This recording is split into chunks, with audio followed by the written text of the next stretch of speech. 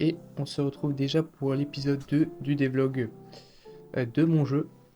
Parce que j'ai tout simplement avancé. Je vais vous montrer ça tout de suite.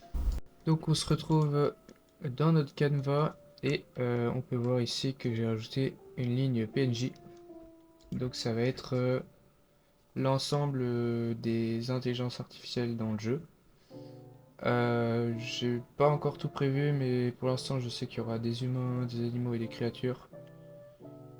Et dans les humains, bah, il y aura plusieurs types, hein, par exemple villageois, bandits, guerriers ou même potentiellement des rois. Donc concrètement, ici on peut retrouver les éléments qui composent l'item. Et on a ici un autre élément où je vais montrer, où je vais mettre tout simplement les sprites. Donc là, je me suis amusé à faire deux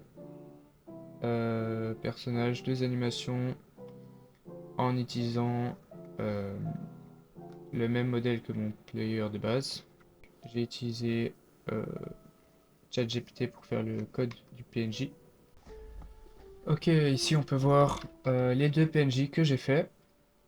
Donc quand on appuie, quand on va dans l'inspecteur, on peut voir les différentes variables, notamment la vitesse et la force de saut. Et donc concrètement, en fait, ils vont se déplacer un peu aléatoirement. Et quand ils vont voir un obstacle, c'est-à-dire un bloc, eh ben ils vont sauter tout simplement. Donc voilà, on peut voir ici. Là, il voit un obstacle, bam, il saute. Bam, il saute. Hop là, saute. Euh, bon, ils sont un peu buggés, mais pour l'instant, c'est un début. Et alors, ils sont très bêtes, hein, ils font vraiment que de l'aléatoire. Hop là. Et dans le futur, j'aimerais bien rajouter un système de... Enfin, des systèmes assez complexes d'inventaire et tout, avec des PNJ qui seraient par exemple des commerçants ou ce genre de choses. Ça pourrait être assez intéressant à tester.